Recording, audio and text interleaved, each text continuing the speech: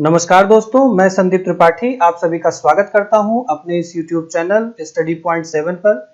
देखिए, आज का जो वीडियो है ये एनसीईआरटी ज्योग्राफी का जो श्रृंखला चल रहा है ये छठी क्लास का 8वां चैप्टर है और ये चैप्टर छठी क्लास का आखिरी चैप्टर है और इसका जो संबंध है वो भारत भूगोल से है। तो भारत के भूगोल में आज जो हम बात करेंगे वो भारत के जलवायु की होगी, भारत के वनस्पति की होगी और भारत में जो वन्य जीव हैं उसके ऊपर पूरी हमारी आज बात रहेगी। तो आज के वीडियो में पहले हम ये देख लेते हैं कि आज हमें पढ़ना क्या क्या है, क्या क्या चीजें हमें देखनी है। तो जैसे सबसे पहले हम देखेंगे आज मौसम के बारे में कि मौसम क्या होता है। दूसरा देखेंगे कि भारत में कौन से प्रमुख मौसम है। फिर तीसरा देखेंगे हम दक्षिण पश्चिम मानसून क्या होता है, कैसे आता है, कहाँ से आता है ना, इसको वर्षा का मौसम क्यों बोला जाता है। फिर हम बात करेंगे कि मानसून के लौटने का मौसम या फिर शरद ऋतु क्या होता है।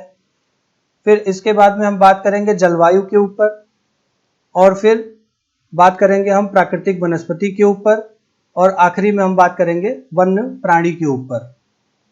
तो स्टार्ट करते हैं हम मौसम से। तो मौसम क्या है कि हमारे वायुमंडल में दिन प्रतिदिन होने वाले जो परिवर्तन है हम उसी को मौसम के रूप में पहचानते हैं। अब इस मौसम को परिभाषित करने के कुछ घटक हैं जैसे तापमान, वर्षा तथा सूर्य का विकिरण। इन तीन घटकों की वजह से मौसम में दिन प्रतिदिन परिवर्तन देखने को मिलता है। अगर उदाहरण के तौर पर देखें तो मौसम कभी गर्म और कभी ठंड होता है, कभी आसमान में बादल छा जाते हैं तो कभी वर्षा देखने को मिलती है। तो इस प्रकार देखेंगे तो हमारे भारत में जो प्रमुख मौसम है वो कौन कौन से हैं, तो इनको महीनों के आधार पर हम विभाजित करके देख सकते हैं। जैसे पहला है दिसंबर से फरवरी तक का जो समय है इसको ठंडा मौसम के नाम से परिभाषित करते हैं। मार्च से मई तक का जो समय है इसको गर्म मौसम के रूप में देखते हैं। जून से सितंबर तक का जो समय है इसको जो है दक्षिण पश्चिम मानसून का मौसम बोला जाता है। और चौथा है अक्टूबर और नवंबर में मानसून के लौटने का जो मौसम होता है। तो ये चार प्रमुख मौसम है। अब इसमें से हर एक मौसम को हम अलग अलग देखते हैं। तो पहला है शीत ऋतु। अब शीत ऋतु का समय क्या होता है, ये दिसंबर से फरवरी तक का समय होता है और दिसंबर के फरवरी का जो समय होता है इसको हम ठंडा मौसम बोलते हैं। और ठंड के मौसम में जो सूर्य की किरणें हैं वो सीधी नहीं पड़ती हैं पृथ्वी पर, वो तिरछी पड़ती हैं। तो तिरछी पड़ने की वजह से उत्तर भारत का तापमान कम रहता है। दूसरा है ग्रीष्म ऋतु। तो ग्रीष्म ऋतु का जो समय काल है वो मार्च से मई तक का है और इस समय क्या होता है कि जो सूर्य की किरणें होती हैं वो अधिकतर सीधी पड़ती हैं और सीधी पड़ने की वजह से तापमान में वृद्धि होती है। और तापमान में वृद्धि होने की वजह से क्या होता है कि जो पवनें होती हैं वो शुष्क हो जाती हैं, गर्म होने की वजह से शुष्क हो जाती हैं और उन्हीं को हम क्या नाम देते हैं, लू कहते हैं। इसके बाद देखते हैं हम दक्षिण पश्चिम मानसून या वर्षा का मौसम। तो इसका जो समयावधि है वो जून से सितंबर तक का है और इस समयावधि को हम मानसून आने तथा आगे बढ़ने का मौसम कहते हैं। अब इस समय के दौरान जो पवनें होती हैं वो बंगाल की खाड़ी और अरब सागर से उठती हैं और स्थल की ओर चलती हैं, स्थल की ओर बहती हैं। और जब ये पवनें नमी युक्त होती हैं और पहाड़ी से टकराती हैं तो ये वर्षा का कारण भी बनती हैं। इसके बाद है मानसून के लौटने का मौसम या फिर शरद ऋतु। इसका जो समयावधि है वो अक्टूबर और नवंबर का है और इसमें जो पवनें होती हैं वो स्थल भागों से लौट करके बंगाल की खाड़ी की ओर जाना स्टार्ट कर देती हैं, उधर की ओर बहने लगती हैं और इसी को क्या कहते हैं, हम मानसून के लौटने का मौसम कहा जाता है। और भारत के दक्षिण भाग में मुख्यतः अगर देखें तो जैसे तमिलनाडु है और आंध्र प्रदेश है, इस मौसम में क्या होता है, यहाँ पर वर्षा देखने को मिलती है। इसके बाद देखते हैं हम जलवायु। तो जलवायु को अगर परिभाषित करना हो तो क्या कहेंगे हम कि किसी स्थान पर अनेक वर्षों में मापी गई मौसम की औसत दशा जलवायु कहलाती है। अब जो भारत की जो जलवायु है इसी को हम क्या बोलते हैं, मानसूनी जलवायु कहते हैं। और मानसून जो शब्द है ये अरबी भाषा के मौसम से लिया गया है और इसका जो अर्थ है वो मौसम होता है। अब भारत किस कटिबंधीय क्षेत्र में आता है? तो भारत उष्ण कटिबंधीय क्षेत्र में आता है और इस वजह से जो अधिकतर वर्षा यहाँ पर होती है वो मानसूनी पवनों के द्वारा होती है, जिसकी वजह से भारत में कृषि वर्षा पर निर्भर करती है। जो अच्छा मानसून है इसका मतलब क्या होता है? तो इसका दो मतलब निकलता है। पहला है पर्याप्त वर्षा की आवश्यकता है और दूसरा है कि प्रचुर मात्रा में फसलों का उत्पादन हो। तो अगर ये दोनों चीजें सही चलती हैं तो हम जिस समय में ये दोनों चीजें सही चलती हैं उस समय को हम क्या कहते हैं? अच्छा मानसून कहते हैं। अब किसी स्थान की जो जलवायु है वो किन किन घटकों पर निर्भर करती है? तो इसमें देखेंगे तो स्थान की स्थिति ये एक घटक है, दूसरा समुद्र तल से ऊंचाई कितनी है ये एक घटक है, और तीसरा समुद्र से दूरी कितनी है ये एक घटक है, और साथ में उच्चावच उसका। ठीक है, तो ये चार घटक हैं कि जो जलवायु पर, किसी स्थान की जलवायु पर निर्भर करते हैं। अब ये जो घटक हैं इन्हीं घटकों की वजह से जो भारत की जलवायु है तो यहाँ पर क्षेत्रीय विभिन्नता देखने को मिलती है। अब क्षेत्रीय विभिन्नता का क्या मतलब है वो देख लेते हैं। तो जैसे राजस्थान का एरिया है तो राजस्थान में क्या होता है? मरुस्थल है।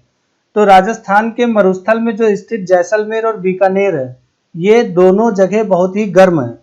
ठीक है, अब दूसरा देखा तो जैसे जम्मू कश्मीर में द्रास और कारगिल है तो वहां पर बर्फीली ठंड पड़ती है। और तीसरा देखें तो जैसे तटीय जो क्षेत्र होते हैं जैसे मुंबई हो गया, कोलकाता हो गया, तो यहाँ पर जो जलवायु है ये मध्यम होती है। मध्यम का मतलब क्या है? कि ना तो अधिक ठंडी हो और ना ही अधिक वहां पे गर्मी हो। तो ये जो तटीय क्षेत्र है ये समुद्र तट पर होने के कारण इस स्थान की जो पवने हैं, जो स्थानीय पवने हैं, उनमें जो आर्द्रता होती है वो बहुत ही अधिक देखने को मिलती है। ठीक, तो अब एक क्वेश्चन है कि विश्व में सर्वाधिक वर्षा मेघालय में वो कौन सी जगह है जहां पर होती है? तो मेघालय में जो स्थित जगह है उसका नाम है मौसिनराम और यहाँ पर विश्व की सर्वाधिक वर्षा देखने को मिलती है। और राजस्थान और जैसलमेर ये जो दो जगह हैं ये कई वर्ष ऐसे बीत जाते हैं जो यहाँ पर वर्षा देखने को मिलती ही नहीं है। अब देखते हैं हम प्राकृतिक वनस्पति के बारे में। तो प्राकृतिक वनस्पति क्या है कि अगर हम अपने चारों तरफ देखें तो बहुत ही अलग अलग तरीके के पादप जगत हमें देखने को मिलते हैं। जैसे घास का मैदान, हरे घास के जो मैदान होते हैं, और दूसरे टाइप के होते हैं कि जो छोटे पौधे होते हैं जिनको हम कभी कभी झाड़ी बोलते हैं। जैसे एग्जाम्पल के लिए देखें तो जैसे कैक्टस हो गया या फिर फूलों वाले पौधे हो गए, इनको हम क्या कहते हैं? झाड़ी कहते हैं। अब तीसरा जो वनस्पति है वो लंबे वृक्षों का है जिनमें शाखाएं होती हैं, पत्तियां होती हैं। उदाहरण के तौर पर जैसे नीम हो गया, आम हो गया। और कुछ वृक्ष ऐसे भी होते हैं कि जिनमें पत्तियां तो बहुत कम मात्रा में होती हैं लेकिन उनकी लंबाई बहुत अधिक होती है। तो जैसे एग्जाम्पल के लिए देखें तो जैसे नारियल हो गया। ऐसी वनस्पति कि जो मानवकृत ना हो, यानी कि घास, झाड़ियां और पौधे जो बिना मनुष्य की सहायता से उपजे हो, उसी को हम क्या कहते हैं? प्राकृतिक वनस्पति कहते हैं। और ये प्राकृतिक वनस्पतियों की जो विभिन्नता है वो स्थानों में जलवायु की विभिन्नता होने की वजह से हमें अलग अलग ये दिखाई देते हैं। तो अब देखें तो जो ये वन होते हैं इनकी आवश्यकता हमें क्यों है? तो देखेंगे तो वन क्या है कि हमारे अपने जीवन यापन के लिए ये एक अभिन्न अंग है। और साथ में क्या है कि पेड़ पौधे ऑक्सीजन छोड़ते हैं और कार्बन डाइऑक्साइड को क्या करते हैं? ग्रहण करते हैं। पेड़ पौधों की जो जड़ें होती हैं वो मिट्टी को बांध कर रोकती हैं जिससे मृदा अपरदन रुक जाता है। वनों से हमें कई उत्पाद देखने को मिलते हैं जैसे ईंधन, लकड़ी, चारा, जड़ी बूटी, लाख, शहद, गोंद, है ना। और इनके जैसे और भी बहुत महत्वपूर्ण उत्पाद हैं कि जो हमें वनों से देखने को मिलते हैं। और सबसे जरूरी बात कि ये जो वन होते हैं ये वन जीवों का क्या होता है? ये आवास होता है।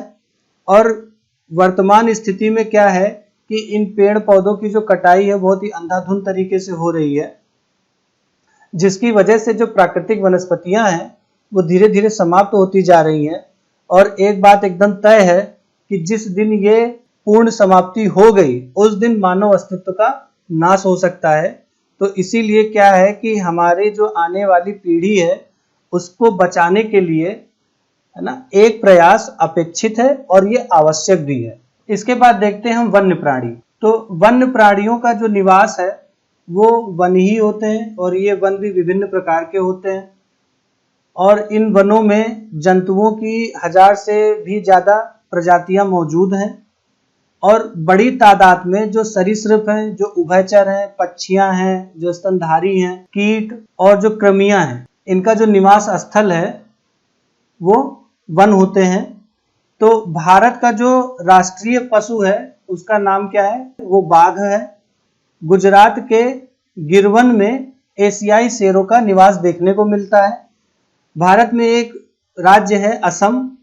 असम जो है हाथी और एक सींग वाले गैंडे के लिए प्रसिद्ध है, और ये इनका निवास क्षेत्र है।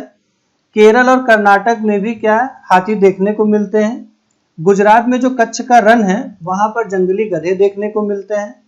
और हिमालय क्षेत्र में अगर देखें तो कई ऐसे वन्य प्राणी हैं कि जो देखने को मिल जाते हैं, जैसे जंगली बकरी, हिम तेंदुआ, भालू, और हमारे अपने भारत देश में इसके अलावा भी बहुत से वन्य प्राणी देखने को मिलते हैं, जैसे बंदर, सियार, भेड़िया, नीलगाय, चीतल, ये सब भी पाए जाते हैं।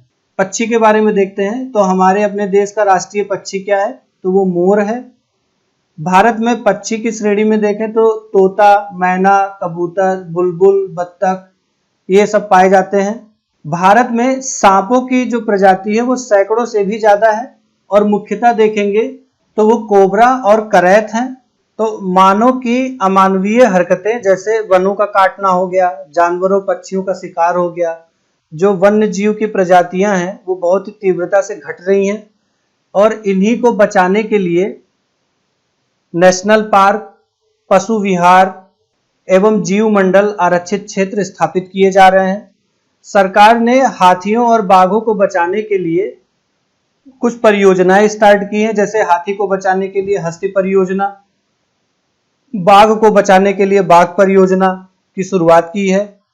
और प्रत्येक वर्ष हम लोग अक्टूबर माह के पहले सप्ताह को वन्य जीव सप्ताह के रूप में मनाते हैं। तो ये था आज का हमारा चैप्टर, भारत की जलवायु, वनस्पति तथा वन्य प्राणी। छठी क्लास का पूरा भूगोल यहाँ पर कंप्लीट हुआ। इसके बाद में हम 7वीं क्लास का जो पहला चैप्टर है पर्यावरण, उसके ऊपर हमारी नेक्स्ट वीडियो होगी। तो नेक्स्ट वीडियो आने तक खुश रहिए, मस्त रहिए, पढ़ते रहिए स्टडी पॉइंट 7 के साथ। मिलते हैं नेक्स्ट वीडियो में। धन्यवाद।